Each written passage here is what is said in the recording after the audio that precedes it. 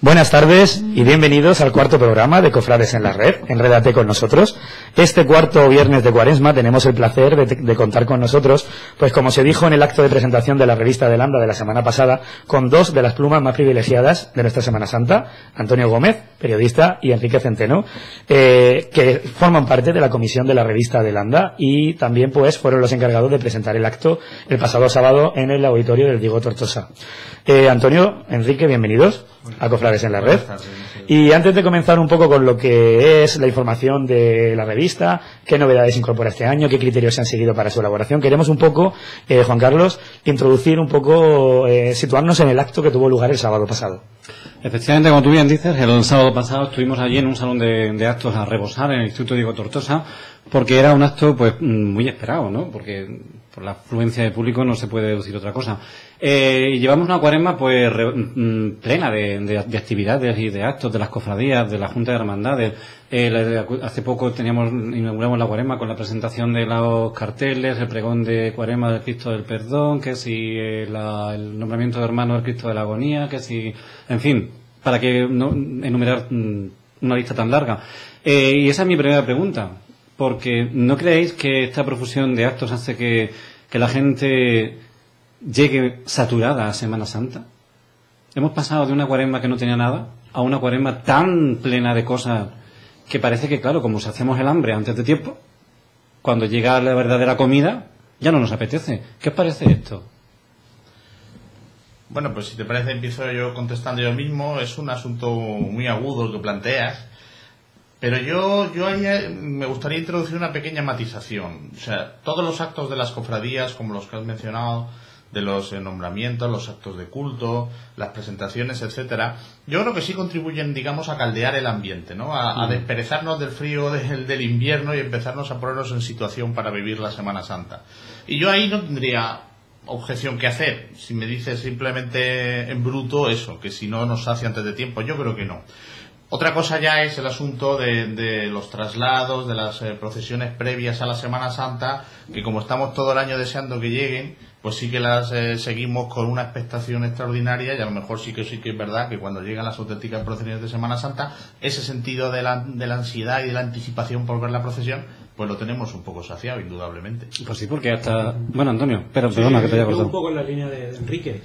Pienso que precisamente antes de empezar el programa hablábamos fuera de micrófono sobre corrientes artísticas, hablábamos de líneas como el barroco, el neoclasicismo, la diferencia que hay, el rococó, y hablábamos del recargamiento, del excesivo ornato, de la excesiva complementación, pero hacíamos un comentario cuando comentábamos eso, cuando hablábamos de eso, y es que aún dentro de esas corrientes artísticas donde lo recargado es de alguna manera el eje por el que se mueven y alrededor del cual se mueven los artistas, cuando ese ornato, esa profusión de elementos está de alguna manera bien colocada, oportunamente colocada en su sitio, en su momento, de la mejor manera, no se hace empalagoso, no se hace recargado, sino que se hace de alguna manera armónico, armonioso, proporcionado.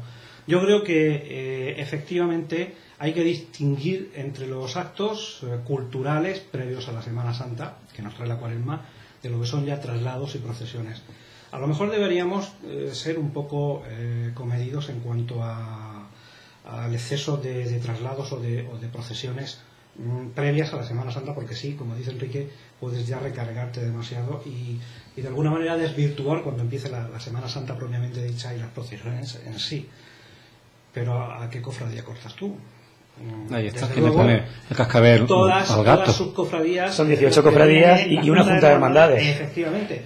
Tienen sus ilusiones, sus ideas y sus proyectos, y es muy duro llegar y recortar eso y crear una contrariedad con alguna hermandad. Como bien ha dicho... Bueno, sí, no, te interrumpo. Termina.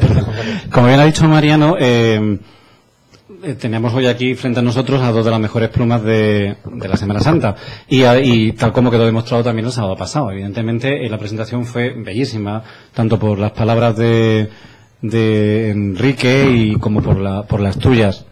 Hay algún problema con el audio, ¿verdad? Sí, pero ya está. Ya está, bien. Procuraré no moverme mucho, no hacerme ruido. Yo pido disculpas a todos los que nos siguen, a todos los internautas, porque, bueno, ya sabéis que tenemos unos medios un tanto muy caseros. Pero bueno, como le he dicho antes de dar comienzo a la entrevista, pues Microsoft empezó por un garaje. Quién sabe si aquí no empieza la nueva COPE o la nueva SER, yo qué sé. Quería decir eso, bellísima la presentación, me encantó, porque, bueno, hubo un pequeño problema con respecto al audio, porque por lo menos con los que estábamos al final, que a ti se te oía un poco más apagado el audio, pero aún así era todo de una belleza sublime, como a la altura de la Semana Santa de Cieza.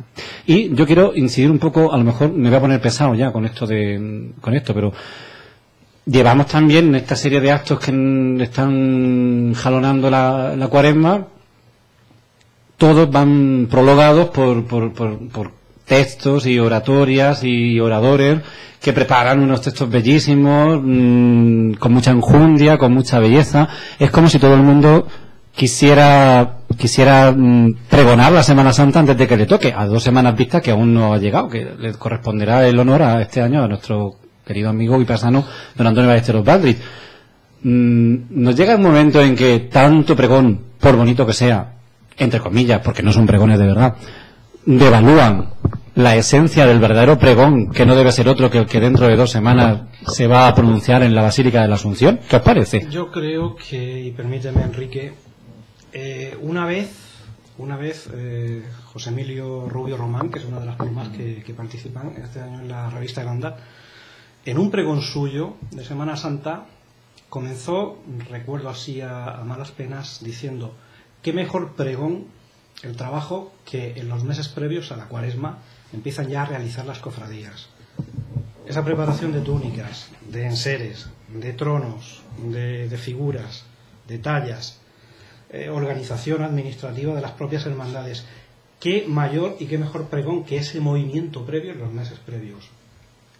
El pregón de la Semana Santa, el pregón de las Semanas Santas, yo creo que comienza con esa actividad administrativa, actividad de trabajo cofrade y por supuesto también actividad de preparación. Hay que preparar el espíritu, hay que preparar el cuerpo, y yo creo que esos actos, esos prólogos, esas conferencias o discursos o presentaciones, para mí no sobran, y no creo que devalúen el pregón de Semana Santa, porque de alguna manera están siendo como piezas de una escalera que te van a llevar precisamente a la eclosión final, que es el pregón de Semana Santa. Por supuesto que no debemos desvirtuarlo, devaluarlo, y la prueba está en que las intervenciones, por lo menos que en general o en su mayoría se hacen en este tipo de actos, tampoco yo creo que pretendan de alguna manera apagar o anticipar un pregón de Semana Santa, salvando alguna excepción. Sí, quizá la clave está en saber dar a cada acto y a cada uno de esos discursos, con lo que dice Juan Carlos, si no le falta razón, que a lo mejor podemos estar aburriendo un poco ya al personal, darle el tono adecuado al acto de que se trate, y no intentar pues hacer una visión omnicomprensiva de la Semana Santa en clave poético, que eso situarse realmente en el contexto de lo que es el pregón, ¿no? Entonces, pues si es un homenaje a un nazareno, un nombramiento de un nazareno, pues hablar del nazareno. Si es un acto de una cofradía concreto, pues hablar de la cofradía y del acto. Si es una presentación, hablar de lo presentado, etcétera. Pero eso es difícil. O sea, yo en muchas ocasiones me he sentido honrado con el encargo de alguna cofradía de participar en alguno de estos actos, y la verdad, pues uno nunca sabe muy bien qué decir para que, en primer lugar, la cofradía que te la han encargado quede satisfecha, que es la primera responsabilidad, lógicamente, ¿no? Cada vez que nos encargan algo, pues lo que intentamos es dejar en buen lugar al que sugiere tu nombre. Y yo comprendo que a veces pues es posible que caigamos en un exceso que debiéramos moderarnos, la verdad, yo el primero. Yo creo pues que realmente luego, llegado el momento, pues sobre todo homenajes a compañeros de trabajo que ha estado mano a mano en la cofradía, pues nos dejamos llevar también por la emoción, ¿no? Y eso hace a veces pues que nos excedamos un poco, ¿no?, en lo que debería ser, pero bueno, yo creo que la gente al fin y al cabo lo entiende muy bien y se deja llevar por esa emoción, aunque es verdad que, como dice Enrique y hablábamos antes, Antonio, pues hay que saber pues en cada cada momento lo que corresponde, y simplemente se trata de buen gusto y de saber estar. O sea que estamos hablando de Semana sí, Santa. exacto. Y vosotros que sois inmensamente amantes de la Semana Santa, igual que nosotros, y que muchos ciezanos, cuando nos ponemos a hablar de Semana Santa, Rafael creo que decía que los ojos se le abrían y la boca se le quedaba. Sí, y dan para muchas horas. Sí. A muchos Además, nos da por hablar, y a lo mejor ese sentimiento que llevamos interiormente, pues muchas veces nos hace de alguna manera transgredir los límites que previamente nos hemos impuesto en un acto. Y no importa llegar a las 6 de la mañana, ¿no? En una reunión. Nos dejamos llevar por la poesía, por el ímpetu tan fuerte de la Semana Santa, que sabéis que es, para los que la amamos, es bastante motivador. Tu comentario respecto de Rafael Salmerón Pinar, doy fe. La semana pasada tuvimos el placer de compartir con él la entrevista, y doy fe de que se apasiona tanto que no le faltan palabras. Yo quería terminar esta cuestión con mi propia aportación mínima, que es... Tal vez se oye mejor así, ¿verdad? Que yo creo que, para zanjar el asunto, que en un buen medio está la virtud. Pues eso, que sea ese el eje que vertebre los encargos que nos hacen a la hora de entusiasmar a los que nos oyen en estos días previos a la Semana Santa. Bueno, Mariano, no acaparon más el micro, toma. Pues eso, y Enrique sabe mucho, porque Enrique es verdad que esta Semana Santa pues nos va a deleitar pues con una gran presentación, de la que no vamos a decir nada porque está por venir, y queremos tener aquí pues a las personas interesadas también. Y aparte también vas a ser el protagonista de un pregón, en este caso regional, de San Pedro del Pinatar, ¿verdad, Enrique? Sí, un pregón que yo agradezco mucho a los amigos pinatarenses que me lo han encargado, pero que por otro lado pues me ha causado el gran disgusto de no poder estar en un día muy importante para Cieza, como es ese día de fraternidad de las cofradías del pregón, y además de escuchar a un compañero de la comisión y a un amigo y a una persona que admiro mucho, que es Antonio Ballesteros, que además tenía yo especial ilusión por oír su pregón, pero bueno. Siempre es motivo de felicitación, en que piensen en ti pues, para pregonar la gran fiesta, sea de donde sea, en este caso pues de San Pedro del Pinatar. Y dicho esto, Antonio y Enrique, queremos entrar un poco ya en lo que es el motivo de uno de los motivos, porque realmente queremos hablar de Landa, queremos hablar de Semana Santa. Entonces, ya centrándonos un poco más en la publicación, que ha visto la luz hoy, y que creo que este año pues va a gustar mucho, porque incorpora una serie de novedades. Entonces, eso queremos que nos contéis un poco qué novedades incorpora este año el Landa 2013 y qué criterios se han seguido este año para su elaboración. Bueno, pues siempre intentamos con el Landa que tenga, antes Juan Carlos hablaba de punto medio, de equilibrio, ¿no? De que tenga también ese equilibrio entre lo que llame la atención por lo novedoso y los elementos que permitan reconocer a una revista que ha habido mucho empeño a lo largo de los últimos 8 años de darles señas de identidad que sean ya reconocibles, ¿no? El lector de Landa tiene que encontrarse un poco en su casa cuando abra la revista, y a la vez encontrar esos elementos que lo hagan pues sorprenderse e interesarse por sus contenidos. Hombre, este año hay una novedad muy llamativa en el terreno visual. Como comentábamos en la presentación, en los últimos años la revista tenía un diseño gráfico muy cargado, muy barroco, con una sobreutilización de los recursos fotográficos hasta el punto de que en algunas ocasiones pues casi se hacía difícil leer algunos artículos, aunque fueran interesantes, que los ha habido y muy interesantes en los últimos años. Y hemos procurado pues buscar ese punto de modernidad que contraste con el barroquismo que de por sí tiene todo este asunto de la Semana Santa, y creo que ahí el diseñador Raúl Antolinos ha estado muy atinado al incorporar esos elementos geométricos que aligeran la revista y a la vez la hacen más fácil de leer, y que ofrece ese primer punto de encuentro llamativo. Y luego además este año pues la aportación fotográfica derivada del concurso es de una extraordinaria calidad, dentro de lo difícil que resulta seleccionar unas cuantas fotografías de las muchísimas que se presentaron, con toda la ilusión los fotógrafos. Ha entregado Manolo Carpio un material fotográfico de extraordinaria calidad, con algunas fotografías muy sorprendentes, algunas fotografías que aparecen en el Landa van a llamar mucho la atención, además utilizando algunas novedades en cuanto a los recursos técnicos.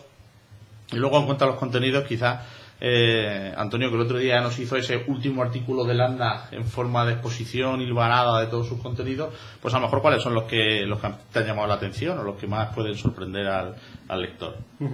Más o menos las secciones se mantienen respecto a ediciones anteriores de la revista, pero sí es verdad que hay algunos artículos, algunos reportajes y algunas entrevistas que este año de alguna manera van a calar de forma muy especial en el lector. Tenemos un trabajo hecho en Córdoba con Francisco Romero Zafra, en el que fueron partícipes pues Enrique, también Juan Carlos y dos compañeros más de Juan Fernández y Javi Lucas. Y Javier Lucas. Y es una entrevista muy curiosa porque, claro, cuando hablamos de Romero Zafra, de Álvarez Duarte y de imagineros de ese calibre en España, por supuesto siempre lo vemos con la distancia del mito, con la distancia de la leyenda que suponen para el arte cofradiero español. Pero cuando te inmiscuyes, cuando te metes en su taller y empiezas a diseccionar, de alguna manera a coger el bisturí y abrir la esencia de esos artistas, de esos hombres y artistas, empiezas a descubrir cosas sorprendentes, incluso que chocan un poco y que te llevan a decir, bueno, además de la riqueza de su arte, de sus obras, pues nos encontramos con una riqueza de su personalidad que muchas veces incluso puede contrastar con lo que tú previamente habías imaginado de esa persona. Realmente la entrevista de Francisco Romero Zafra es muy reveladora de una forma de entender el arte, de hacer el arte y de humanamente concebirlo. Es uno de los temas importantes de esta revista. Tenemos también otras secciones, otros artículos. Por ejemplo, en Sentir Nazareno este año vamos a tener una carga de emotividad bastante fuerte. Por ejemplo, con la entrevista que le hacemos a Vicente Carrasco, el nazareno del año de la pasada Semana Santa, porque nos da pie a abrir una ventana a una Semana Santa que desconocíamos.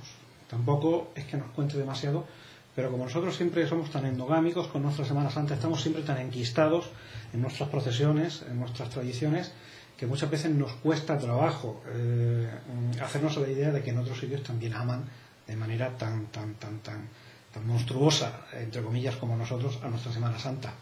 Enrique dijo un día en una conferencia, en una charla, en Semana Santa o en Viernes Santo no me saca de Ciza ni la Guardia Civil. Y yo creo que es sintomático un poco ese comentario de esa endogamia que sentimos por nuestras procesiones, por nuestra Semana Santa. En ese artículo, en esa entrevista de este hombre, de Vicente Luis Carrasco, tenemos la oportunidad de abrir una ventanica a la Semana Santa de una localidad muy cercana a nosotros, nuestra vecina localidad de Abarán. Es una Semana Santa distinta a la de Cieza, pero no deja de resultar curioso que las cosas que cuenta Vicente de la Semana Santa de su pueblo natal, donde él empezó como cofrade, donde él empezó a fraguarse como amante de la Semana Santa, no termina de ser curioso el hecho de que muchas cosas que nosotros creemos que son nuestras exclusivas, nuestras tradiciones incluso antiguas, también se dan, tienen su espejo, su reflejo en otras Semanas Santas, en otros pueblos. Luego, aparte de ese contraste o de esa complementación, también tenemos la historia vital y de Semana Santero de Vicente Luis Carrasco, con algunos puntos de inflexión bastante emotivos en su trayectoria, que incluso lo llevaron a dejar de querer a la Semana Santa, a dejar de estar metido en ese mundo durante muchos años, y cuando vino a Cieza fue cuando reflotó, fue cuando resurgió para el mundo de las procesiones. No voy a dar más detalles, no voy a dar más datos, por supuesto, porque hay que leer la entrevista. Sí, no, claro, porque si no... Bueno, pero ya nos han dejado los dientes largos, ya, a ver. Sí, por lo menos metemos ahí la intriga ya para que el lector abra con avidez las páginas y se introduzca en esa historia. Tenemos también un pequeño homenaje que hacemos a los 4 magníficos del prendimiento, así hemos titulado la entrevista coral que hemos hecho a Ángel Almela, a Luis Roldán, a Aurora Montoya y Antonio Martínez, los que iniciaron hace ya más de 3 lustros la edad moderna del prendimiento ciezano, después de muchísimas décadas con altibajos, ya cuando la Junta de Hermandades por fin pues decide fijar ese texto con el dramaturgo morratallero José Rogelio Fernández Lozano, y empieza otro mundo, empieza otra historia, otra trayectoria del prendimiento. Era merecida esa entrevista, era merecido ese homenaje, y además fíjate la oportunidad del reportaje en el año en el que 2 de sus componentes pues van a dejar de formar parte ya del equipo para que entre savia nueva. Más cosas que podríamos destacar. Bueno, en Emporio de Arte tenemos unos trabajos atronadores. Acabamos de mencionar la entrevista de Francisco Romero Zafra. Tenemos también un trabajo de Ana María Ruiz Lucas sobre el trono del Cristo yacente, donde, como dijimos bien en la presentación, se mezcla siempre la sabiduría en ese ámbito, porque ella es especialista en historia del arte, pero es una mujer tan sensible y tan apegada, con tanta vocación de Semana Santa, y más de Semana Santa de su pueblo, de sus cofradías, que le es imposible desligar el sentimiento profundísimo del análisis frío que debería hacer un experto. Sabe combinar perfectamente esas dos facetas: análisis frío, sentimiento, ímpetu, borbollones de Semana Santa en sus comentarios. Y luego tenemos un trabajo que es ya básicamente de un atractivo increíble, como es el que hace referencia al rostro de Cristo. ¿Qué rostro tiene Cristo en la Semana Santa de Cieza, en los diferentes pasos que desfilan por nuestras calles? Dos pesos pesados, pero desde los más pesados. Bueno, no sé yo en qué sentido apuntas el tema. En el bueno, Enrique, siempre en el bueno, seguro. Que Antonio es muy buena persona. José Emilio Rubio Román y Enrique Centeno hacen una exposición de una manera excelente de los aspectos cruciales y esenciales que a lo mejor nunca habíamos reparado en ellos, de las imágenes que Cristo enseña en Cieza, con las que Cristo se pasea por las calles de Cieza en las noches y en las mañanas de Semana Santa. Bueno, además es un proyecto además en el que ya tenéis experiencia, porque sí, ya lo habéis puesto en marcha, o lo pusisteis en marcha, lo ensayasteis en la ciudad de Murcia, sí, hablando de los rostros de Cristo de la ciudad de Murcia. Fue un encargo que nos hizo que le hizo el Cabildo de Murcia a José Emilio Rubio Román, y que él tuvo bien desde el primer año compartir conmigo, y durante 4 años efectivamente estuvimos haciendo un trabajo de similares características con todas las imágenes de Cristo de la Semana Santa de Murcia, y nos pareció una buena idea, y así lo decidió la comisión de la revista, que se hiciera ese trabajo también en Cieza, retomando un poco el testigo de un trabajo exhaustivo extraordinariamente interesante, muy poco conocido, y que animo a los oyentes, a los que nos siguen por la red, a que lo lean, que hizo hace ya unos años Ana María Ruiz Lucas para la web de la Junta de Hermandades.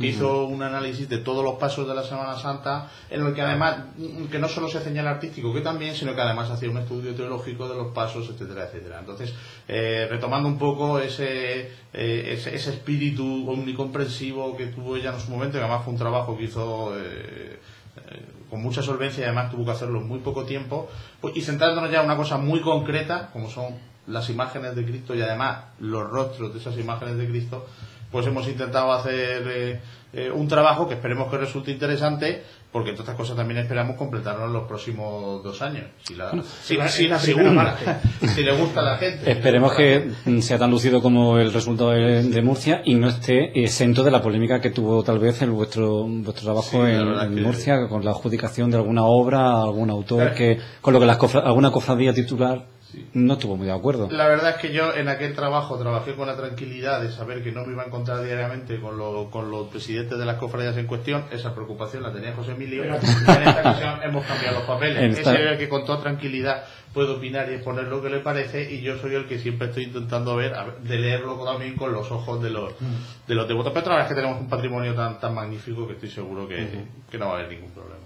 Una vez más el nombre de Ana Ruiz vuelve a surgir, y desde aquí le mandamos recuerdos y ánimo, no solamente por su inmensa vivencia y experiencia cofrade, sino porque también es una gran amiga nuestra, y que por circunstancias personales no ha podido acompañarnos aún, pero estoy seguro de que aquí, a que acabe nuestra pequeña aventura radiofónica, nos acompañará, estoy segurísimo.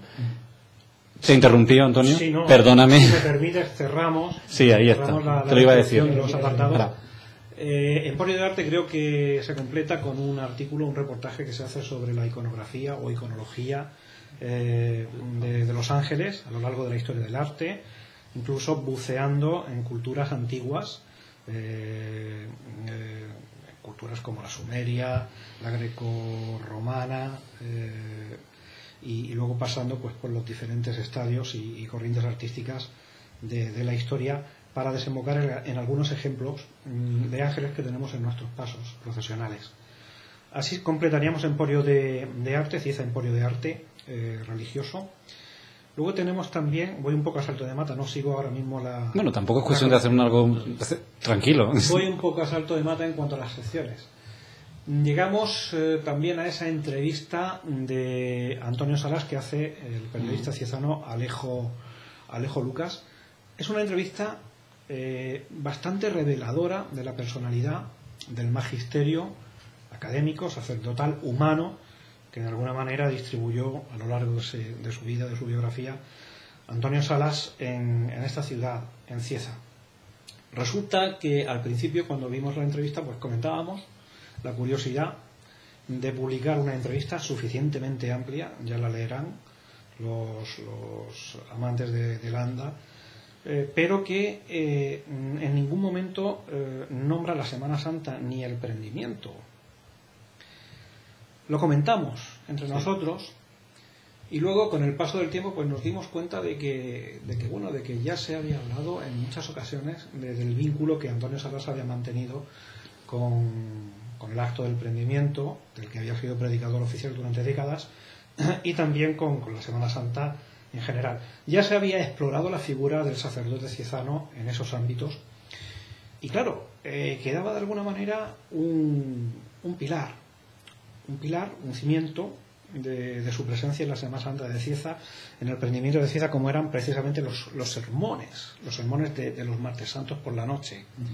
Sermones que no dejaban nunca a nadie indiferente por la contundencia, por la verdad y también por el protocolo. Era una persona a la vez que contundente en sus principios y en su discurso, muy protocolario, muy prudente. Era una persona con una diplomacia esencial. Entonces nos dimos cuenta, por lo menos yo también aprecié, una vez que estuvimos comentando el tema, que a lo mejor esa entrevista iba a ser muy buena porque nos iba a descubrir al hombre, nos iba a descubrir al sacerdote y no tanto al predicador del prendimiento, precisamente porque en revelación de su personalidad, de sus principios, de sus ideologías, de sus opiniones sobre muchísimos temas, pues el lector va a poder entresacar de alguna manera toda la gama de textos, de principios, de ideas que han regido y que han estado figurando en la mayoría de los sermones que hemos escuchado martes santos tras martes santos durante muchos años. Esa entrevista va a ser muy interesante por ese motivo, desde mi humilde punto de vista. Luego pasamos también ya al grupo de la miscelánea, donde hay varios trabajos.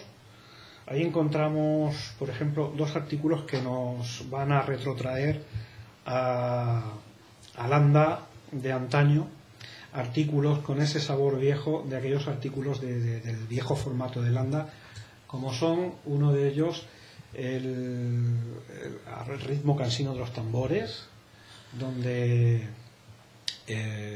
un armao de toda la vida pues cuenta sus experiencias. No recuerdo el nombre ahora mismo. Telano, ¿no? Sí, no recuerdo el nombre. Cuenta sus experiencias desde que él empezó en el tercio de los armaos y juntó precisamente a una de las figuras míticas de esta cofradía, como fue el Cabo Vázquez. Las sensaciones, las visiones de un niño que empieza a desfilar, a ver la caracola, a descubrir un mundo nuevo, y también pues esa evolución a lo largo del tiempo, conforme iban pasando las Semanas Santas. Y también tenemos en Miscelánea ese otro artículo que nos habla de la creación, precisamente ahora que se va a celebrar el aniversario de esta hermandad, la del descendimiento de Cristo y beso de Judas. Nos habla de la creación, del surgimiento de esa hermandad en el reservado del Bar Oasis, aquel antiguo establecimiento que había en el centro de la Plaza de España. Se vuelve a repetir la historia. Antiguamente, en la vieja revista El Anda, pues también se contó infinidad de veces el surgimiento de cofradías como por ejemplo los Dornis, la barbería de Gige. Aquí cambiamos de escenario, en vez de una barbería es un bar, pero volvemos a meternos en ese halo un poco romántico del surgimiento de algunas hermandades en aquellos años, y es lo que os digo, te trae el aroma a viejas páginas de la revista. Miscelánea también tiene una poesía visual increíble, sinestésica al 100%, con el trabajo de Juan Fernández Saurín, Fragancias de Pasión, me parece que se llama. Sí. Va a ser muy sorprendente. Que es una maravilla porque a lo mejor nunca, recuerdo que hace unos años Ángel Molina hizo un trabajo sobre el arte de ornar los tronos con flores, pero bueno, se centró más en lo que era el proceso, el procedimiento, anécdotas, historia. Aquí lo que vamos a ir es a ver de lleno ya el trabajo final, y además con el objetivo fotográfico de Fernández Saurín, que es increíble en este trabajo, que nos va a demostrar una auténtica floración ahora que estamos en ella. Es como si hubiera trasladado la floración de los campos de Cieza a esos tronos. Va a ser una poesía visual extraordinaria, la que se le va a meter en los ojos a todo el lector de Landa este año. ¿Qué más cosas había en Miscelánea? Nada, esos eran los 3 partes de la Miscelánea. Lo que queda es el artículo, el monográfico de el trabajo riguroso, profundo, sí, con importantes novedades, como siempre que aborda los temas históricos del historiador Alfredo Maricano sobre la Virgen del Buen Suceso. Efectivamente. Es una de las peculiaridades de Landa, en que se puede resumir una de las novedades de Landa este año, sí, que hay 2 artículos que no se habla de Semana Santa en absoluto. El de la entrevista a Antonio Salas y el artículo de Alfredo sobre la Virgen del Buen Suceso, pero que habla de algo que es muy cercano y muy querido de los cofrades, como es nuestra patrona, y además que es responsabilidad vinculado a de la Junta de Hermandades, y que sobre la que se sabían algunas cosas, muchas de ellas aportadas por el propio Alfredo, pero ha hecho un trabajo que más de ser, que no solo es de síntesis, no es solo recopilación de información, sino que aporta otras muchas novedades y muchos descubrimientos personales, que va a resultar también pues de un extraordinario interés, y que va a convertir este número de Landa pues en un número de referencia. Yo, si me permitís, desde aquí quiero darle la enhorabuena a Alfredo Maricano por su excelente trabajo, como siempre minucioso y revelador, con el que he tenido la oportunidad de aportarle algún dato, y por supuesto aprovechar las circunstancias.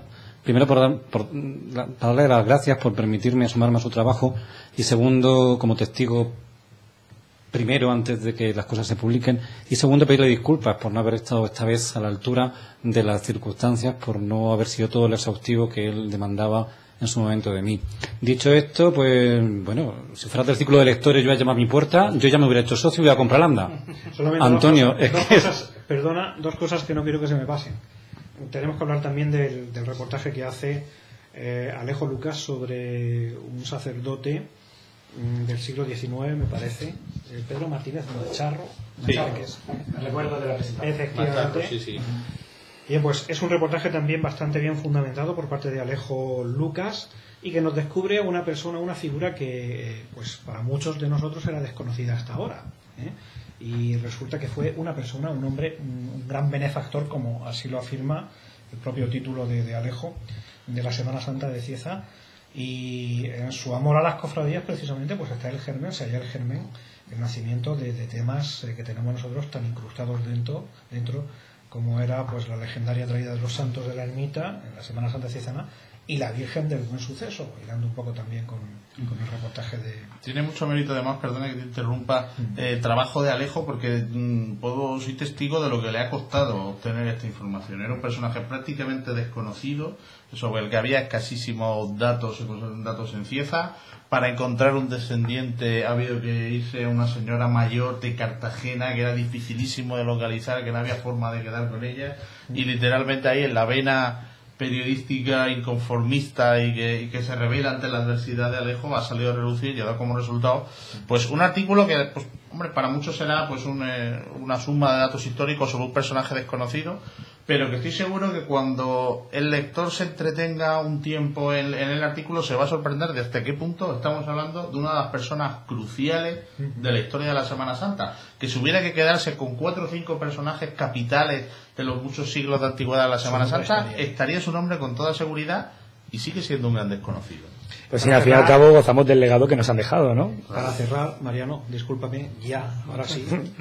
Es que no podemos... Puedes seguir todo lo que tú quieras, eres nuestro invitado. No podemos dejar de hablar de la colección de fotografías del maestro Manuel Carpio, y yo creo que mejor que Enrique no hay nadie para... Sí, no, os íbamos a preguntar más adelante sobre el apartado fotográfico también, que es de gran calidad, indudable, tanto del maestro Carpio como del resto de fotógrafos que están a pie de calle ahí, y que es una labor pues de alabar la que hacen, y que nos dejan un legado fotográfico muy bueno. Antes de entrar en este apartado, bueno, felicitar por supuesto los nombres que se están diciendo aquí hoy, son todos amigos, conocidos: Juan Fernández, Alejo, Ana María Ruiz, Javi Lucas, exacto, son todos amigos conocidos a los que mandamos un saludo y felicitamos de antemano, porque es una gran publicación y un gran trabajo, y por supuesto a toda la comisión y a toda la gente que participa y a los comerciantes, que al fin y al cabo son también los que están ahí al pie del cañón financiando, y también este aspecto lo vamos a tratar ahora. Antes de nada, una pregunta que podemos puntualizar. Está claro que el ANDA actual es un lujo, tiene un formato envidiable, es una bandera de la Semana Santa Ciezana, y hay un trabajo de horas y horas y de una gran comisión, y el trabajo en comisión, bajo mi punto de vista, es excelente. Viendo el antiguo formato y viendo hay gente que puede pensar que el ANDA es una comisión, es decir, ya no la comisión en sí, sino la publicación. Es una publicación que da pie a la publicación, aunque valga la redundancia, de artículos que surgen de la espontaneidad del cofrade de a pie, o es una comisión que puede considerarse elitista y que solamente acepta ciertos artículos de calidad, porque hay una gran prosa, hay una gran calidad artística, fotográfica. ¿Puede participar cualquier persona en el ANDA expresando sus sentimientos y...? Bueno, es una buenísima ocasión la que me porque el pueblo también saber pues sí. Claro, sí. Es muy interesante lo que apuntas, y la verdad es que yo procuro decirlo. He tenido la ocasión de presentar a lo largo de los años en varias ocasiones el ANDA, y nunca me olvido de decirlo, porque es algo que luego surge en la propia asamblea de la Junta de Hermandades, y surge por la calle. Bueno, y esta gente, ¿por qué decide que se publique lo que se publica? ¿Y por qué los artículos son así? ¿Por qué no son osados?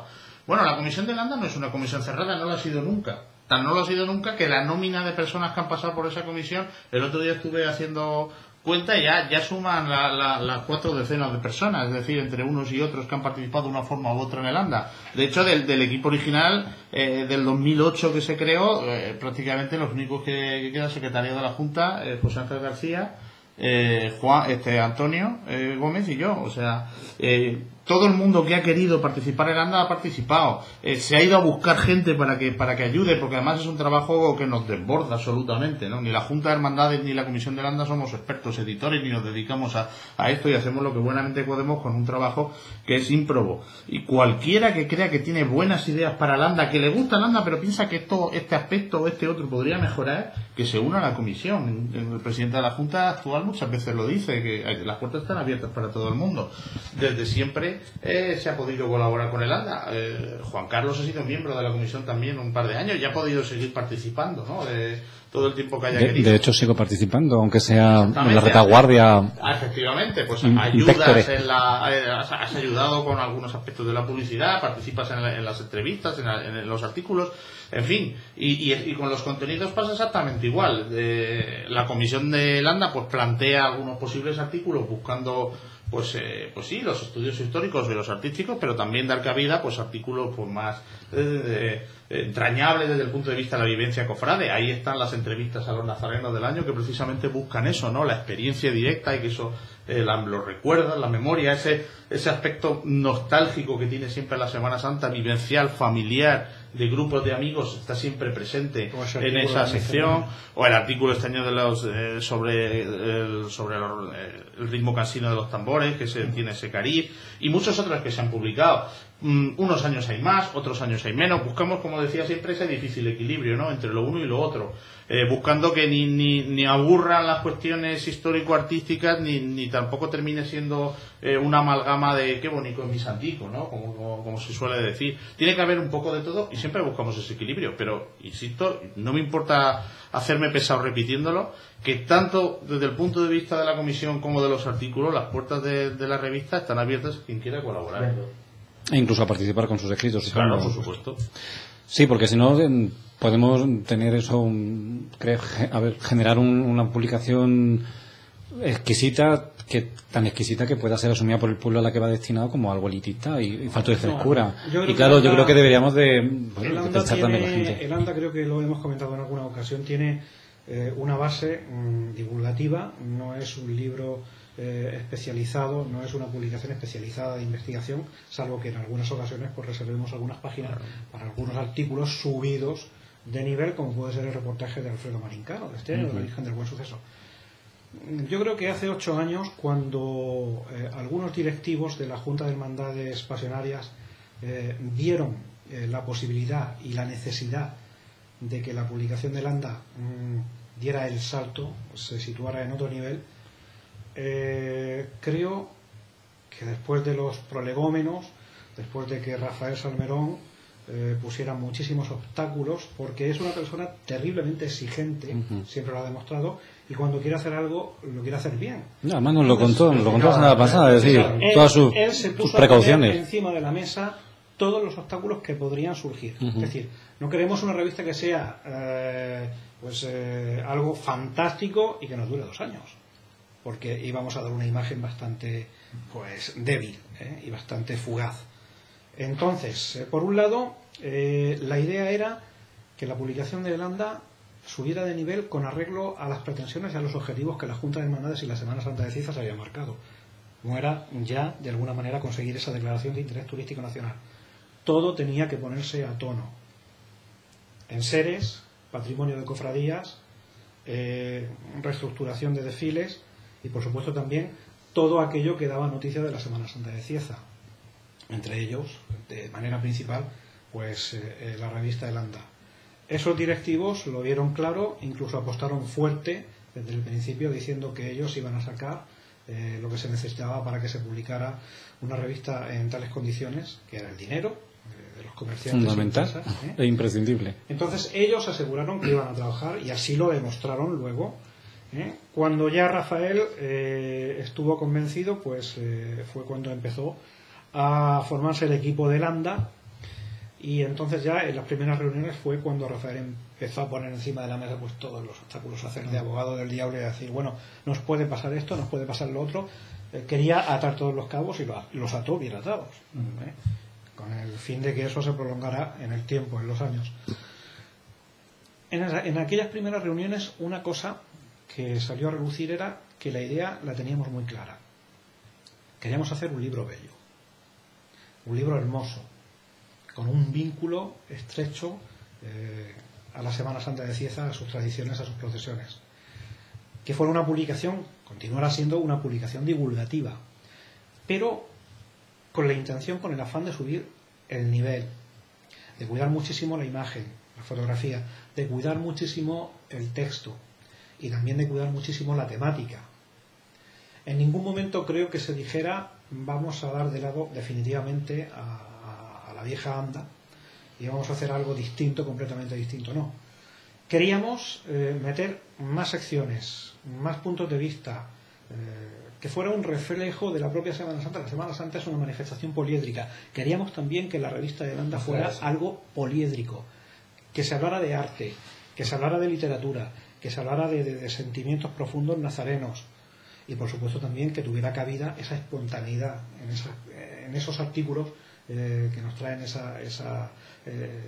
aroma, ese sabor a la vieja revista de ANDA. Creo que de alguna manera hemos intentado conseguir, y lo hemos conseguido de hecho, ese equilibrio, algunos años con más o menos fortuna, pero en nuestro objetivo, en nuestro trabajo, en nuestro quehacer está siempre eso presente.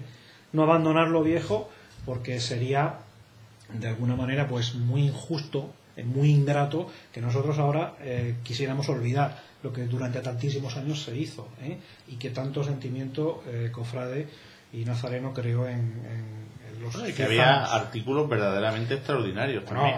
Artículos como Antonio de Hoyos por los caminos de resurrección. Exactamente, había relatos de Alberto Castillo, había desde siempre de hecho, pero vamos, los que yo más he vivido, que son cuando todavía ni se llamaba el ANDA, a finales de los 80, a principios de los 90, unos artículos de una belleza extraordinaria, que también pretendían que hubiera un poco de todo, con otros medios y con otras y con otras. Pero bueno, a fin de cuentas, el trabajo que se hace para ofrecerse a los cizanos. Los cizanos tienen que ver en el anda algo que esté a la altura de la Semana Santa de Cieza, pero también algo en lo que se quieran reconocer.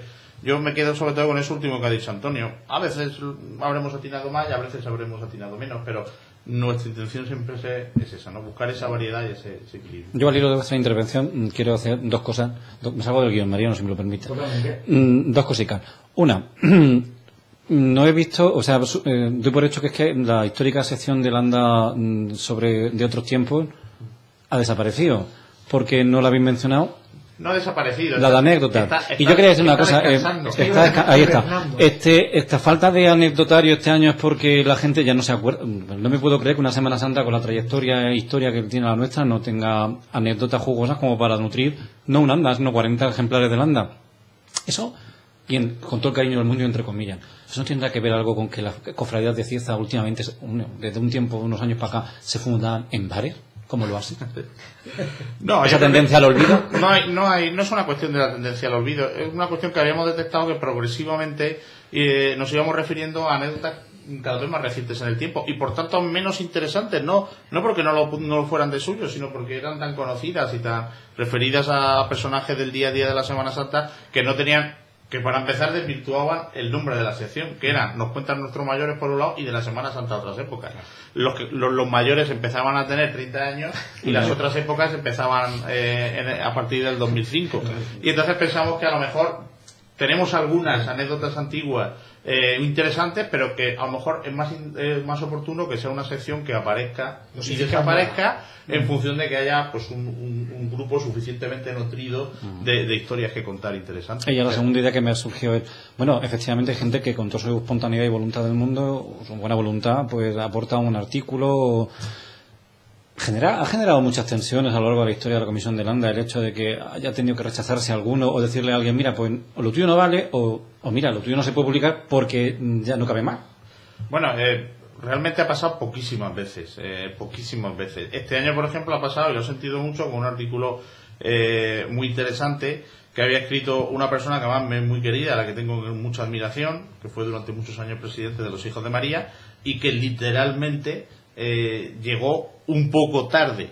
De hecho, ni siquiera lo que se había encargado ya pudo entrar en la revista sin que tener que ampliar artificialmente al final el número de páginas, y hubo que decirle al bueno de don Manuel, pues lo siento mucho, pero el artículo este tiene que esperar para el año que viene. Con su educación exquisita lo encajó perfectamente, dijo que lo entendía naturalmente, aunque supongo que lo sentiría mucho, y como lo hemos sentido nosotros, yo es muy incómodo tener que decirlo. También hubiera sido injusto porque hubo otros artículos a los que directamente se dijo, para este año no lo traigas, que no va a caber, para el año que viene estás en primera línea de salida, y hubiera sido injusto obrar de otra manera. Por falta de calidad en los contenidos, pues hombre, hay una comisión de corrección que ya se sabe, cuando se envía un artículo a Landa, pues siempre hay, pasa como pasa en cualquier editorial, hay un filtro mínimo que coloca en los estándares de escritura de la revista cualquier artículo que llega, pero eso es aceptado por todos los que quieren colaborar y no hay ningún problema. Hemos pasado del percal al terciopelo, hemos enriquecido de manera profusa las tallas y los tonos de la Semana Santa de Cieza. La publicación de la Semana Santa de Cieza tiene que subir también a ese nivel y estar a la misma altura que esa evolución de la Semana Santa. De ahí que unos criterios de calidad se hayan impuesto a la hora de elaborar la banda año tras año en su etapa moderna. Sí, pues ya sabéis cómo somos en este pueblo, que somos muy tozudos, muy nuestros, y mira, no bastante que estamos de acuerdo con esos criterios, pero cuando me toca mirar China, suele pasar. Somos bastante levantiscos y nos tomamos las cosas a la tremenda. Pero bueno, me alegro de que no haya sido ese el caso. Bueno, no me salgo más de guión, porque si no, Mariano me riñe. Yo hago... Bueno. Déjame que quiero comentar. Vale. Un segundico. Otro aspecto fundamental, porque siempre nos pasa en todos los programas que al final pues estaríamos 2 y 3 y 4 horas hablando, porque realmente hay mucho que hablar y mucho que tratar. Antes de seguir con lo que es, porque también tenemos unas preguntas individuales para vosotros, pero quería entrar un poco en el tema de la publicidad. El tema de la publicidad es impensable sacar el anda a la calle sin que los comerciantes hagan pues un esfuerzo que a día de hoy pues es un esfuerzo cada vez mayor, y es de agradecer, y desde aquí un saludo a todos los comercios por hacer posible esta publicación. Yo os quería preguntar, primero, ¿os habéis planteado alguna vez la posibilidad de tener que recurrir a un formato más austero? ¿Y eso os ha dado miedo? ¿Creéis que es sostenible a día de hoy la publicación y lo es en el futuro cercano? Y lo segundo, esta publicidad no ha estado exenta de polémica, y a veces pues ha habido quien pensaba pues que el formato de la revista hacía convivir a una belleza, a una imagen fotográfica muy bella, una imagen devocional de Cristo o de la Virgen, la condenaba un poco a convivir con chorizos, con tortas de pan dormido, sí, con coches, etcétera. Entonces, hay que someterse un poco también a la voluntad. ¿El comerciante exige eso o se pone así? ¿En qué se basa la comisión para hacer esta configuración de la revista? Bueno, aquí quiero decir también que la viabilidad del ANDA, las decisiones sobre el formato que debe tener, si habría que ir a un formato un poco más reducido, mantener el actual. Bueno, aquí la comisión de miembros, digamos, ajenos a la directiva de la Junta pueden dar su opinión, pero lógicamente, y como es razonable y debe ser, esta decisión corresponde al presidente y a los directivos de la Junta de Hermandades. Es decir, la comisión trabajaremos pues en el contexto que la Junta de Hermandades vea más razonable. Y ni Juan Fernández, ni Ricardo, ni Antonio, ni yo, ni ninguno de los que ha participado en los anteriores. No, si se ha comentado, pues no diríamos, pues si se reduce el formato o se hace más modesto, pues ya no colaboramos, por supuesto que no, haremos lo que haya que hacer, ¿no? La verdad es que yo lo dije el otro día en la presentación, pero porque estoy cada vez más convencido. Es decir, el ANDA se mantiene y se mantiene con el actual formato porque los comerciantes y las empresas artesanas han manifestado la voluntad de que así sea. Sí, utilizaste una metáfora muy buena, es que meten el hombro. Sí, o sea, exactamente. Es decir, si cuando los directivos de la Junta que se recorren el pueblo 100 veces y los polígonos buscando la financiación del ANDA, lo que se encontrarán es con gente que les dice: no, mira, esto es una desmesura, yo no estoy dispuesto a que seguir apareciendo de esta manera, a mí me parece que esto no debiera hacerse así con los tiempos que corren.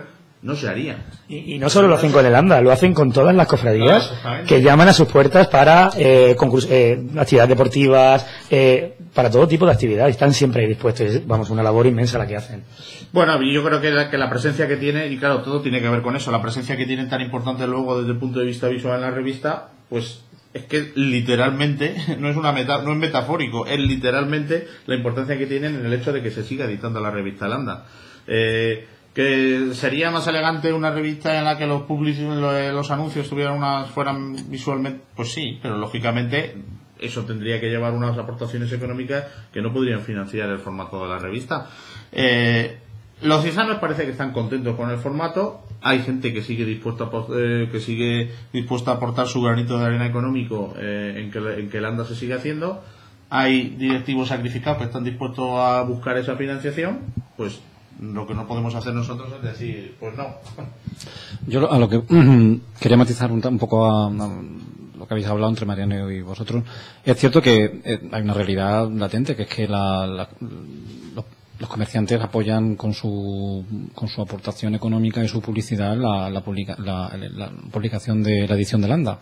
Pero también es cierto que estamos viviendo tiempos de crisis profunda, donde hay gente que lo está pasando muy mal, con ciudadanos nuestros que no tienen trabajo, que no les llega a fin de mes, que no pueden pagar la hipoteca o tienen que vivir de la pensión del abuelo, en fin, que son tiempos muy difíciles. Y la reflexión que a mí me surge al hilo de vuestra conversación es que como grupo no dejamos de ser un grupo que pertenecemos a la Iglesia, donde debemos también pues tener esa confraternidad, esa compasión con el hermano que nos rodea. Aunque podamos permitirnos el ANDA, que yo estoy muy orgullosísimo de la publicación y a mí me encanta, por supuesto, y que para mí me parece muy adecuado, pero no nos resulta un poco estridente como grupo de la Iglesia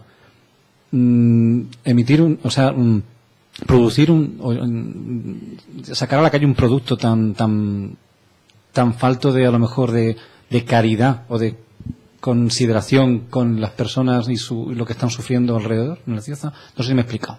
Perfectamente. Sí, bueno, yo pienso que eso es posible hacerlo siempre que lo sepas compensar. Una de las mayores satisfacciones que la Junta de Hermandades Pasionarias y las cofradías ciencianas me están procurando en los últimos tiempos es que están ahondando muchísimo precisamente en el ámbito de la caridad. El ejemplo más evidente lo tenemos en ese local que han habilitado en la Plaza de España de Cieza para recoger comida y encauzarla hacia asociaciones, organizaciones, ONGs, como por ejemplo Cáritas. Creo que es un camino importante que no debe ya abandonarse, y menos en estos tiempos, que debería profundizarse en él. Y siempre que tú apuestes fuertemente por la misión que una cofradía o que un cabildo de cofradías, una junta de hermandades debe tener, aparte de lo que es poner a los santos en la calle en Semana Santa, yo creo que podríamos encontrar una cierta disculpa para eso que tú dices. Pero por supuesto son aspectos que no deben olvidarse. Creo que hay un compromiso además de con el arte, con la Semana Santa, con la pasión, con lo bonito de las procesiones. Las cofradías tienen que tener también otro calado, y es el calado social. El compromiso humano no puede desaparecer nunca en una cofradía, precisamente porque resulta que nos llamamos cristianos y somos cristianos, y se fundamenta el cristianismo en el amor al prójimo. Cuando el prójimo lo necesita, tienes que estar ahí. Es decir, el cristianismo se resume en morir por el otro. Morir por el otro. Entonces las cofradías tienen que morir como sacrificándose de alguna manera para procurar paliar en la medida de sus posibilidades el mal del prójimo, de los ciezanos que lo están pasando mal. Yo creo que es una línea de actuación importantísima y que debe continuar, y que aún incluso debe hacerse más grande en el espectro de la Junta y en el espectro de las cofradías individualmente también. Sí, y se están haciendo cosas, ¿no? De ahí por ejemplo, ese proyecto tan impactante de la Cofradía de Ánimas, que ha renunciado a mucho de lo suyo este año en labores de caridad, ni ha hecho revista, ni ha dado al culto el exorno floral de otros años, ni en fin, muchos otros elementos que han dedicado directamente a caridad. Yo, respondiendo directamente a lo que ha planteado Juan Carlos, yo no puedo decir que no. Hay mucha razón en lo que dices, y me hace reflexionar y me hace dudar. Pero eso ocurre siempre en la Semana Santa. Claro que me hace dudar que sea lo más oportuno y lo más razonable hacer una revista como la que hacemos, estando nuestros convencidos en la situación en la que están, y estando muchos, incluso los que salen en la Semana Santa, también en esa situación, con las dificultades que todos tienen de una forma o de otra.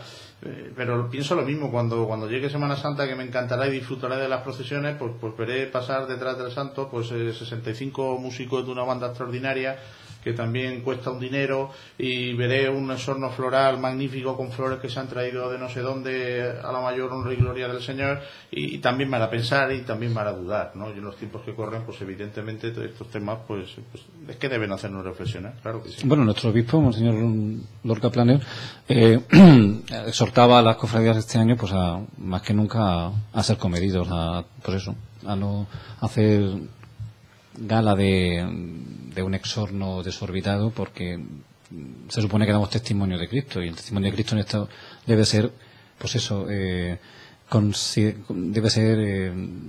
empatizar con la persona que acude que sale a la calle a contemplar pues la pasión hecha imagen, que es lo que hacemos nosotros. Bueno, retomando el hilo de la anda, bueno, qué duda cabe que si bueno es el contenido literario de las mismas, o su contenido pues escrito, pues como no, el fotográfico del que antes hacía referencia Mariano y vosotros.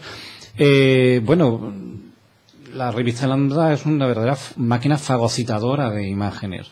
En los últimos años había requerido un trabajo exorbitante y extenuante de cientos y cientos de horas y de muchísimas personas detrás, encabezadas por, como no, el maestro Carpio, que bueno, bajó primero en ese estudio provisional en la Cocha de los Santos, y luego en el estudio incomparable de la naturaleza y el entorno ciezano con el proyecto Luz Fidei, ha generado un patrimonio fotográfico de primer orden y de envidiable en cualquier nivel, en cualquier otro lugar del mundo.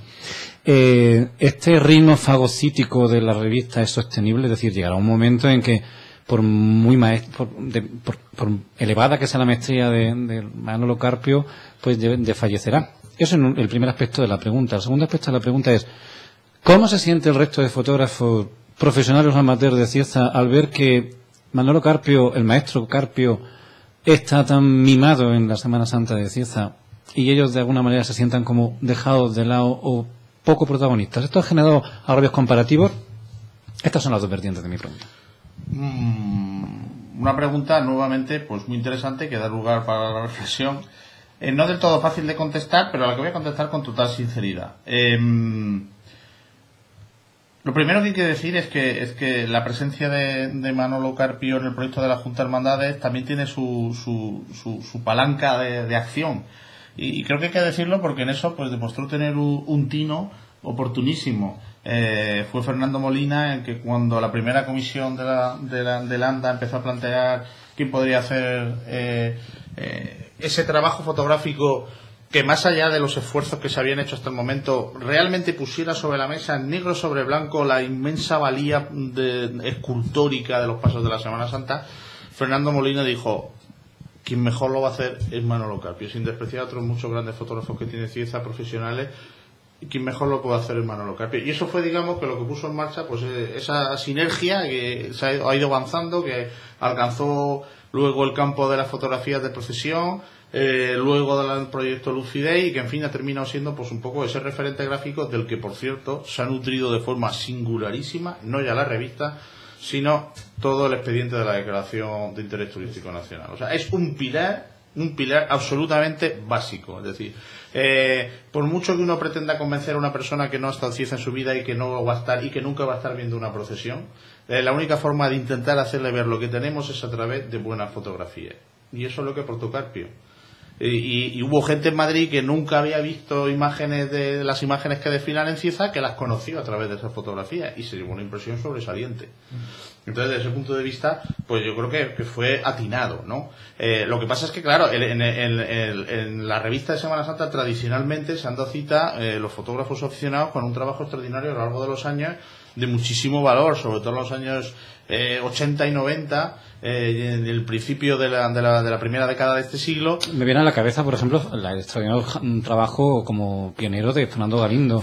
Un trabajo que siempre, bueno, que yo recuerdo en mi juventud mítica, pues eso, la Semana Santa era la fotografía del Fernando Galindo, que también corre por ahí. Lo voy a, bueno, creo que lo puedo preguntar porque soy dos personas con capacidad para responderlo con toda libertad del mundo y con muy buen criterio.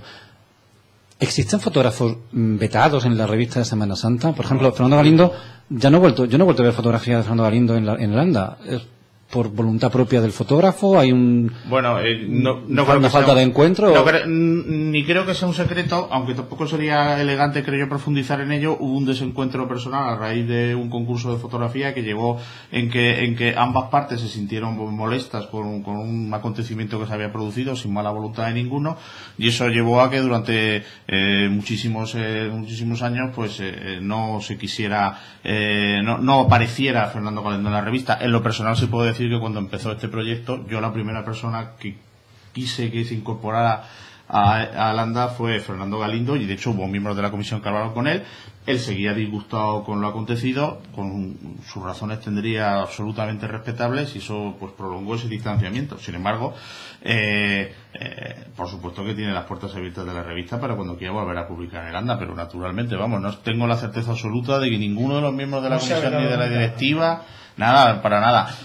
De hecho, no podemos olvidar. He puesto el nombre, como ejemplo el nombre de Fernando al azar, es decir, las fotografías de Rojas inolvidables, también del propio Javier Lucas, de Morot, de Molina. Pues claro que dieron vida a la revista durante muchísimos años. De hecho, en el Landa se pretende que también los fotógrafos aficionados sigan teniendo presencia. Yo me empeñé en su momento en que todas las fotografías vinieran firmadas por sus autores. Luego eso da lugar a que nos sigamos equivocando con 2 o 3 fotografías todos los años, ¿no?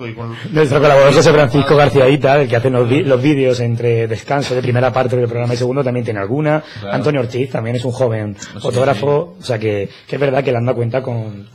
Lo que pasa es que luego, claro, pues el trabajo profesional, pues exactamente igual que, bueno, que ningún, que aporta algo más, y es un valor añadido a la revista. A fin de cuentas, los que trabajan artísticamente para la Semana Santa, en su inmensa mayoría son profesionales, ¿no? Y para su cofradía nadie quiere que un escultor o un icono imaginero que no tiene perspectiva de hacer carrera, pues le haga un ensayo de imagen, ¿no?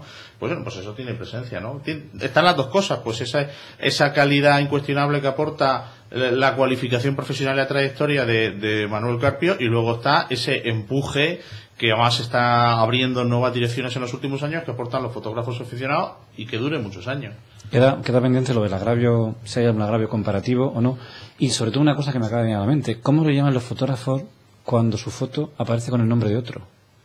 Que creo que incluso este año hay un desliz por ahí. Estoy convencido de que tendrán ganas. Y sobre todo si siempre le toca al mismo. Estoy convencido de que lo que le tendrán ganas de darnos con 2 o 3 ejemplares de la revista en la cabeza. Y lo entiendo perfectamente. Yo solo puedo decir, además este año me ha dolido especialmente el caso de Antonio Corredor, que por segunda vez tiene la desgracia de que una sensacional instantánea suya del Cristo del Consuelo en la fachada de la Basílica de la Asunción aparece con un nombre que no es el suyo.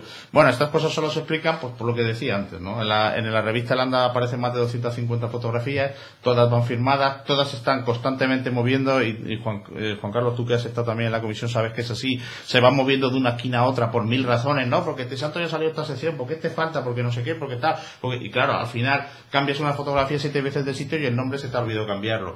El propio diseñador, al que siempre le damos todo el material para que lo resuelva en 3 semanas, que nos está intercambiando correos de madrugada, a ver, revisarlo, tal, no sé qué, no sé cuál, pues lógicamente también comete esas pequeñas imperfecciones que son insuperables. Y luego nuestra propia torpeza, esa revista en un momento dado tuvo su nombre correctamente puesto, esa fotografía del Santo Cristo, y sin embargo en la versión final pues no tenía que haber pasado. Igual que hace un par de años, pues después de haber seleccionado una fotografía concreto de titular de una cofradía para el ANDA y haberle incluso colocado su anuncio correspondiente, pues luego hubo cambio de anuncio porque el anunciante dijo que mejor no sé qué, no sé cuál, y la fotografía se fue al limbo y esa imagen no salió en las revistas ese año, no siendo de las más importantes y capitales de la Semana Santa. Pues si se enfadan, con razón, solo podemos pedir disculpas y también pedir, pues como decía Shakespeare al final de sus obras, la benevolencia del lector, y que comprenda la magnitud del trabajo y que es inevitable que tenga estas imperfecciones. Está claro que nada, desde aquí un saludo para Corredor, y que nada, que esto ha sido por fruto del vertiginoso trabajo que lleva la comisión y luego la comunicación con la imprenta, es decir, que hay mucho ir y venir, ¿no? de cada una de las páginas, y son muchas. Pues vamos llegando ya al momento final. Como he dicho anteriormente, nos encantaría, y Juan Carlos me da la razón porque a él también le gusta, a la par que todos los que vemos en esta mesa, pues hablar, debatir y hacer una tertulia de nuestro tema ahora mismo por excelencia, ¿no? Ya está aquí, ya se huele a Semana Santa. Vamos llegando al final, y para ello queríamos hacer una entrevista, o sea, una pregunta a nivel ya individual. En el caso de Antonio Gómez, eres periodista. Y queríamos comentarte, la semana pasada estaba aquí Rafael Somerón Pinar, y Rafael comentaba que para la declaración de interés turístico había sido difícil conseguir noticias, no estaba al alcance, o a veces era muy costoso. Entonces, como periodista y amante de la Semana Santa de Cieza, ¿a qué crees que se debe este ancestral ostracismo, ¿no?, de la Semana Santa de Cieza en los medios? ¿Es que no nos sabemos vender, o es que no, como decía Rafa, somos un lugar ahí en el mapa que la gente del que la gente no se acuerda, o a qué se debe? Pues sí, estás poniendo el dedo en la llaga, en una de mis llagas precisamente, porque yo desde que colaboro con algunos medios regionales, la verdad es que es una gran frustración el hecho de que tú recojas todo lo que ocurre en Cieza en Semana Santa, tanto en el prólogo como en la propia Semana Santa, procesiones, que incluso se envíes informaciones a Murcia con reportajes fotográficos detallados, con textos lo mejor posible, y que luego todo no pueda salir. Lamentablemente estamos hablando de periodismo, lamentablemente estamos hablando de periódicos, que la limitación del espacio es uno de los condicionantes más grandes que tienen, y que luego hay que repartir el pescado, hablando así vulgarmente. Cierto que en Murcia, en la región, hay Semanas Santas con muchísimo peso, como son las de Lorca, Murcia y Cartagena, y son las que se llevan siempre los premios gordos. Luego, la filosofía de los periódicos regionales pues son que todos los municipios aparezcan por lo menos un mínimo de veces al mes, o un mínimo de veces en cada episodio de fiestas, de celebraciones. ¿Qué ocurre? Que esa escasez de papel, esa limitación de espacio y esa cantidad de eventos que confluyen en los mismos días, además, pues hace que muchas veces no salgan tantas cosas nuestras como quisiéramos. Yo te digo, es una gran frustración, pero yo he aprendido a vivir con ella, y por supuesto con el malestar y la queja del ciezano de a pie que dice, pero vamos a ver, ¿cómo es posible que teniendo, efectivamente, yo también pienso como tú, cómo es posible que teniendo lo que tenemos no salga en su justa medida reflejado, efectivamente, ¿eh? Y ya te digo, el director de La Verdad, por ejemplo, Alberto Aguirre de Cárcer, pidió perdón públicamente en un acto que tuvo precisamente aquí en Cieza para presentar esta página web, soydecieza.com, y pidió excusas, pidió disculpas y también pidió comprensión a los ciezanos y que se hicieran cargo de el terrible hándicap que supone la limitación de espacio en un periódico, y que de hecho pues va a provocar siempre que muchas veces cosas se queden descolgadas y no aparezcan. Sí, finalmente lo hemos conseguido. Es cierto que desde nuestro punto de vista tenemos la visión de que nosotros estamos peor tratados que otros municipios. Y resulta que, de forma curiosa, hablando con otros corresponsales de otras ciudades murcianas, me dicen exactamente lo mismo. Dicen, no, los maltratados son buenos. Se sienten igual. Sí, claro, cada uno tiene la visión de su espacio más cercano, y esa frustración pues está ahí. Pero bueno, seguimos trabajando, seguimos luchando, enviando día tras día de toda la Semana Santa todo lo que ocurre, con el fin de encontrar ese hueco. Yo creo que ahora lo vamos a tener un poco más fácil. Con la declaración de interés turístico nacional, pues supongo que hayamos ganado un poquito de peso con el fin de que se nos abran más ventanas, no solamente de este periódico, sino de otros periódicos. Esperemos que sí, porque el trabajo que hay detrás es mucho y la calidad de lo que tenemos pues es indudable e incuestionable. O sea que pues va a ser verdad, ¿no? Que esto de que de Cieza a veces ni las olivas, ¿no? Los ciezanos queremos mucho nuestro pueblo y queremos mucho lo que tenemos, y sabemos que lo que tenemos es ahora la floración. Hay una foto en el portal de soydecieza.laverdad.es de Fernando Galindo que ya tiene más de las 6.000 visitas. Es decir, la floración es un tema que vende, la Semana Santa vende, y Cieza es un pueblo maravilloso, lo decimos desde aquí. Esa foto precisamente se publicó en un reportaje de La Verdad, casi a toda página en papel, en La Verdad. Y en soydecieza.laverdad.es también es cronista oficial de nuestra Semana Santa Enrique Centeno, que también seguimos semanalmente con mucho gusto, y nos encanta leer pues las crónicas que hace de todos los actos que van teniendo lugar. Ahora que lo mencionas a continuación, diré que para mi motivo de especial satisfacción el haber terminado siendo vecino de Fernando Galindo, aunque no estemos los dos compartiendo el mismo espacio en la misma sección. Me alegra mucho que esté en su fotografía. Fernando Galindo, que nos ha mostrado anderos, nos ha mostrado ahora manolas, y me comentaba el otro día que tiene preparado por ahí unas secciones que van a gustar mucho también. Claro que sí. Enrique, ¿puedo preguntarte un poco chismoso? ¿Te pueda yo contestar como... Sabemos que eres un gran amante de la Semana Santa ciezana, que tu trabajo es indiscutible, y es un gran trabajo, como el de Antonio y como el de mucha gente que está ahí. ¿Cómo lleva un gran amante de la Semana Santa de Cieza, que a veces se ha cuestionado por el mero hecho de ser considerado forastero? Muy bien, no me produce eso ninguna inquietud, lo entiendo perfectamente, y me parece muy legítimo que se pueda decir, bueno, ¿y esto exactamente dónde ha salido? Yo entiendo que para casi nadie existía en Cieza hasta el año 2005. Hombre, yo puedo decir, y confiando en que me crean, en que no ya mis primeros recuerdos de Semana Santa, sino mis primeros recuerdos de primavera, de religión, de los primeros recuerdos sensoriales, aún antes de aprender a hablar, son ya imágenes de Semana Santa. O sea, yo he pasado toda la Semana Santa de mi vida en Cieza y me siento extraordinariamente vinculado, y para mí es un orgullo tener la oportunidad de colaborar. Si colaboro en calidad de forastero, pues en calidad de forastero no hay ningún problema. No me produce para mí eso ninguna inquietud, lo entiendo, y no me disgusta. Si alguien me lo dice con propósito de herir, será su problema. Yo no sé exactamente qué me llamarán, ¿no? En eso sí tengo curiosidad. Si leonés, si madrileños, si cabopaleros, si licitanos, no lo sé. Digo yo. Nació en Ponferrada y recriado en Cabo Palo. No hay ningún problema. A mí me consuela mucho pensar en mi buen amigo y excelente protagonista, procesionista y reciente nazareno, Vicente Carrasco, que lleva aquí en Cieza más años que yo que sé, y que sigue siendo alabaranero. Bueno, pues él sigue siendo alabaranero, pues yo puedo seguir siendo forastero, no hay ningún problema. Bueno, ya se acercan los tiempos en los que la casa de Vicente, en el Camino de Madrid, se convierte en la Betania del Camino de Madrid. Además, con estilo muy alabaranero. La puerta abierta para todo el mundo que quiera entrar a ver el Santo Cristo pasar por debajo de su balcón. Buena comida y buena bebida. Allí no se va nadie, vamos, sin la hospitalidad legendaria de Vicente y, por supuesto, de su mujer, por supuesto, sin la cual nada sería posible.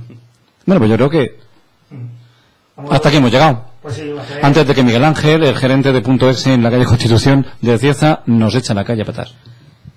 Pues sí, ha sido un placer para nosotros teneros aquí hoy, Antonio Gómez, Enrique Centeno, y ahora pues vamos a hacer un pequeño descanso para pasar a una breve segunda parte en la que comentaremos la actualidad cofrade, todos los actos que están teniendo lugar, y tendrá lugar nuestra sección desde Lambón, donde solemos leer un fragmento de uno de los pregones, de los grandes pregones que ha tenido la Semana Santa Ciezana, para que los oyentes pues identifiquen de quién se trata. Pues un placer, Antonio, un placer, Enrique, y ya se vuelve a Semana Santa. Claro que sí.